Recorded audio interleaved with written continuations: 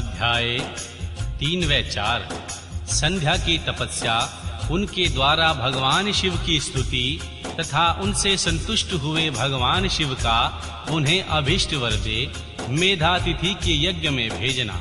श्री ब्रह्मा जी कहते हैं, मेरे पुत्रों में श्रेष्ठ महाप्राज्ञ नारद, तपस्या के नियम का उपदेश दे। जब वशिष्ठ जी अपने घर चले गए, तब के उस विधान को समझकर संध्या मन ही मन बहुत प्रसन्न हुई।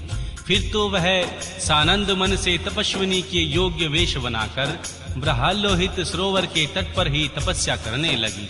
वशिष्ठ जी ने तपस्या के लिए जिस मंत्र को साधन बताया था, उसी के उत्तम भक्ति भाव के साथ वह भगवान शंकर की आराधना करने लगी। उसने भगवान शिव में अपने चित्त को लगा दिया और एकाग्र मन से वह बड़ी भारी तपस्या करने लगी। उस तपस्या में लगे हुए उसे 4 युग व्यतीत हो गए। तब भगवान शिव उसकी तपस्या से संतुष्ट हो बड़े प्रसन्न हुए तथा बाहर भीतर और आकाश में अपने स्वरूप का दर्शन कराकर जिस रूप का वह चिंतन करती थी, उसी रूप में उसकी आंखों के सामने प्रकट हो गए। उसने मन में जिसका चिंतन किया था, उन्हीं प्रभु शंकर को अपने सामने खड़ा देखकर वह अत्यंत आनंद में निमग्न हो गई। भगवान का मुखारविंद बड़ा प्रसन्न दिखाई देता था। उनके स्वरूप से शांति बरस रही थी। वह सहसा भयभीत हो सोचने लगी, मैं भगवान हर से क्या कहूँ, किस तरह उनकी स्तुति करूं। इसी चिंता में पड़कर अपने दोनों नेत्र बंद कर लिए। नेत्र बंद कर लेने पर भगवान शिव ने उनके हृदय में प्रवेश करके उसे दिव्य ज्ञान दिया, दिव्य वाणी और दिव्य दृष्टि प्रदान की। तब उसे दिव्य ज्ञान, दिव्य दृष्टि और दिव्य वाणी प्राप्त हो गई। तब वह कठिनाइयों से ज्ञात होने वाले जगदीश्वर भगवान शिव को प्रत्यक्ष देखकर उनकी स्तुति करने लगी। संध्या बोली, जो निराकार और परम ज्ञानमय है, जो न तो स्थूल है न सूक्ष्म न उच्च ही है, तथा जिनके स्वरूप का योगी जन अपने हृदय के भीतर चिंतन करते हैं, उन्हीं लोक दृष्टा आप भगवान शिव को नमस्कार है।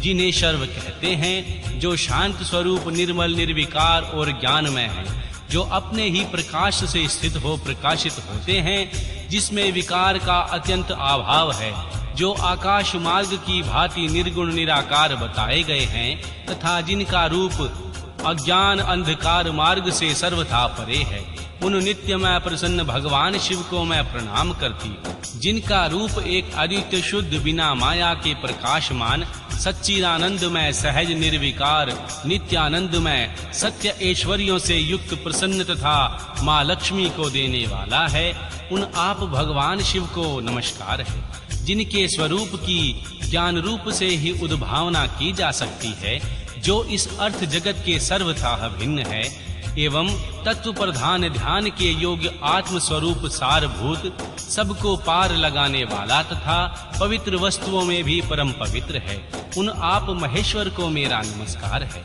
आपका जो स्वरूप शुद्ध मनोहर रत्नमय आभूषणों से विभूषित तथा स्वच्छ कारपूर के समान गौर वर्ण है, जिसने अपने हाथों में वर अभय शूल और मुंड धारण कर रखा है, उस दिव्य चिन्ह में सगुण साकार विग्रह से सुशोभित आप योग युक्त भगवान शिव को नमस्कार है।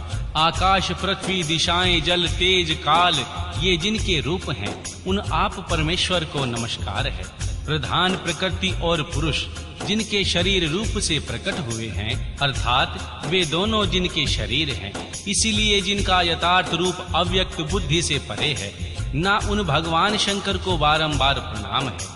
जो श्री ब्रह्मा होकर जगत की सृष्टि करते हैं और जो श्री विष्णु होकर संसार का पालन करते हैं, तथा जो रुद्र भगवान होकर अंत में इस सृष्टि का संहार करेंगे, उन्हीं आप भगवान सदाशिव को बारंबार नमस्कार है। जो कारण के भी कारण है, दिव्य अमृत रूप ज्ञानमय तथा अणिमा आदि ऐश्वर्य प्रदान करने वाले हैं, समस्त लोकांतरों का वैभव देने वाले हैं, स्वयं प्रकाश रूप हैं तथा प्रकृति से भी परे हैं, उन परमेश्वर शिव को नमस्कार है, नमस्कार है। यह जगत जिनसे भिन्न नहीं कहा जा सकता, जिनके चरणों से पृथ्वी तथा अनन्य अंगों से संपूर्ण दिशाएं, सूर्य चंद्रमा कामदेव एवं अन्य देवता प्रकट हुए हैं और जिनकी नाभि से अंतरिक्ष का आविर्भाव हुआ है, उन्हीं आप भगवान शंभु को मेरा नमस्कार है।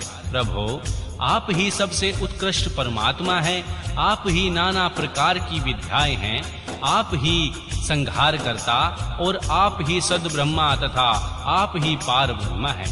आप सदा विचार में तत्पर रहते हैं, जिनका ना आदि है और ना मध्य है और ना ही अंत है, जिनसे सारा जगत उत्पन्न हुआ है तथा जो मन और वाणी के विषय नहीं है, उन महादेव की स्तुति मैं कैसे कर सकूंगी। भगवान ब्रह्मा आदि देवता तथा तपस्या के धनी मुनि भी जिनके रूपों का वर्णन नहीं कर सकते, उन्हीं परमेश्वर का वर्णन अथवा स्तवन मैं कैसे कर सकती हूँ। प्रभु, आप निर्गुण हैं, मैं मूढ़ स्त्री आपके गुणों को कैसे जान सकती हूँ। आपका रूप तो ऐसा है जिसे इंद्र सहित संपूर्ण देवता और असुर भी नहीं जानते। महेश्वर, आपको नमस्कार है। तपोमय, आपको नमस्कार है। देवेश्वर शंभो, मुझ पर प्रसन्न होइए, आपको बारंबार मेरा नमस्कार है। श्री ब्रह्मा जी कहते हैं, हे नारद, संध्या का यह स्तुति पूर्ण वचन सुनकर उनके द्वारा भली भांति प्रसन्न चित्त हुए भक्त वत्सल परमेश्वर शंकर बहुत प्रसन्न हुए। उनका शरीर वकल और मृग चर्म से ढका हुआ था, मस्तक पर पवित्र जटाजूट शोभा पा रहा था। उस समय पाले के मारे हुए कमल के समान उनके कुमलाए हुए मुख को देखकर भगवान हर दया से द्रवित हो उठे। उनसे इस प्रकार बोले। महेश्वर ने कहा, भद्रे, मैं तुम्हारी इस उत्तम तपस्या से बहुत प्रसन्न हूँ। शुद्ध बुद्धि वाली देवी, तुम्हारे इस स्तवन से भी मुझे बड़ा संतोष प्राप्त हुआ है। अतः इस समय अपनी इच्छा के अनुसार कोई वर मांगो। जिस वर से तुम्हारे प्रायोजन तथा जो तुम्हारे मन में हो, मैं यहाँ अवश्य उसे पूर्ण करूँगा। तुम्हारा कल्याण हो। मैं तुम्हारे व्रत के नियम से बहुत प्रसन्न हूँ। प्रसन्नचित महेश्वर का यह वचन सुनकर अत्यंत हर्ष से भरी हुई संध्या उन्हें बारंबार प्रणाम करके बोली, महेश्वर, यदि आप मुझे प्रसन्नता पूर्वक वर देना चाहते हैं, यदि मैं वर पाने के योग्य हूँ, यदि पाप से शुद्ध हो गई हूँ, तथा देव, यदि इस समय आप मेरी तपस्या से प्रसन्न हैं, तो मेरा मांगा हुआ यह पहला वर सफल करें। देवेश्वर, इस आकाश में पृथ्वी आदि किसी भी स्थान में जो प्राणी हैं, वे सब के सब जन्म लेते ही काम भाव से मुक्त न हो जाएं। नाथ, मेरी सकाम दृष्टि कहीं न पड़े। मेरे जो पति हों, वे भी मेरे अत्यंत सुहार्द हों। पति के अतिरिक्त जो भी पुरुष मुझे काम भाव से देखे, उसके पुरुष तत्व का नाश हो जाए, वह तत्काल नपुंसक हो जाए। निष्पाप संध्या का यह वचन सुनकर प्रसन्न हुए भक्त वत्सल भगवान शंकर ने कहा, देवी संध्या सुनो। भद्रे, तुम जो वर मांग रही हो, वह सब तुम्हारी तपस्या से संतुष्ट होकर मैंने दे दिए। प्राणियों के जीवन में मुख्यतः 4 अवस्थाएं होती है। पहली शैशव अवस्था, दूसरी कौमरा अवस्था, तीसरी यौवना अवस्था और चौथी वृद्धा अवस्था। तीसरी अवस्था प्राप्त होने पर देहधारी जीव काम भाव से युक्त होंगे। कहीं कहीं दूसरी अवस्था के अंतिम भाग में ही प्राणी सकाम हो जाएंगे। तुम्हारी तपस्या के प्रभाव से मैंने जगत के सकाम भाव के उदय की यह मर्यादा स्थापित कर दी है, जिससे देहधारी जीव जन्म लेते ही कामासक्त न हो जाएं। तुम भी इस लोक में वैसे दिव्य सती भाव को प्राप्त करो, जैसा तीनों लोकों में किसी दूसरी स्त्री के लिए संभव नहीं होगा। प्राणी ग्रहण करने वाले पति के सिवा जो भी पुरुष सकाम होकर तुम्हारी ओर देखेगा, वह तत्काल नपुंसक होकर दुर्बलता को प्राप्त हो जाएगा। तुम्हारे पति महान तपस्वी तथा दिव्य रूप से संपन्न एक महाभाग महर्षि होंगे, जो तुम्हारे साथ कल्पों तक जीवित रहेंगे।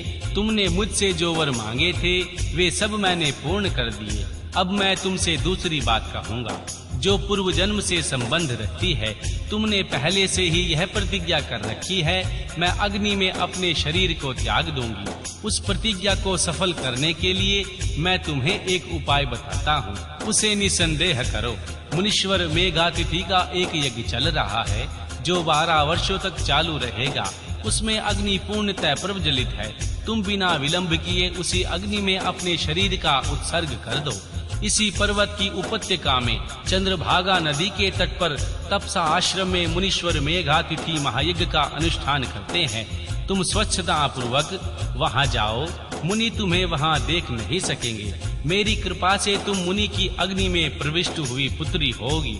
तुम्हारे मन में किसी स्वामी को प्राप्त करने की इच्छा हो, उसे हृदय में धारण कर उसी का चिंतन करते हुए अपने शरीर को उस यज्ञ की अग्नि में होम कर दो। संध्ये, जब तुम इस पर्वत पर 4 युगों तक के लिए कठोर तपस्या कर रही थी, उन्हीं दिनों एक चतुर्योगी का सतयुग बीत जाने पर त्रेता के प्रथम भाग में प्रजापति दक्ष के बहुत सी कन्याएं हुई। उन्होंने अपनी उन सुशीला कन्याओं का यथा योग्य वरों के साथ विवाह कर दिया। उनमें से 27 कन्याओं का विवाह उन्होंने चंद्रमा के साथ किया। चंद्रमा अन्य सब पत्नियों को छोड़कर केवल रोहिणी से प्रेम करने लगे। इसके कारण क्रोध से भरे हुए दक्ष ने जब चंद्रमा को शाप दे दिया, तब समस्त देवता तुम्हारे पास आए, परंतु संध्या, तुम्हारा मन तो मुझ में लगा हुआ था। अतः तुमने ब्रह्मा जी के साथ आए हुए उन देवताओं पर दृष्टिपात नहीं किया। तब श्री ब्रह्मा जी ने आकाश की ओर देखा और चंद्रमा पुनः अपने स्वरूप को प्राप्त करें, यह उद्देश्य मन में रखकर उन्हें शाप से छुड़ाने के लिए एक नदी की सृष्टि की, जो चंद्र या चंद्रभागा नदी के नाम से विख्यात हुई। चंद्रभागा के प्रादुर्भाव काल में ही महर्षि मेघातिथि यहाँ उपस्थित हुए थे। तपस्या के द्वारा उनकी समानता करने वाला न तो कोई हुआ है और न ही कोई होगा। उन महर्षि ने महान विधि विधान के साथ दीर्घ काल तक चलने वाले ज्योतिष्टोम नामक यज्ञ का आरंभ किया। उसमें अग्निदेव पूर्ण रूप से प्रज्वलित हो रहे हैं। इसी आग में तुम अपने शरीर को डाल दो और परम पवित्र हो जाओ। ऐसा करने से इस समय तुम्हारी वह प्रतिज्ञा पूरी हो जाएगी। इस प्रकार संध्या को अपने हित का उपदेश देकर देवेश्वर भगवान शिव वहीं अंतर्ध्यान हो गए।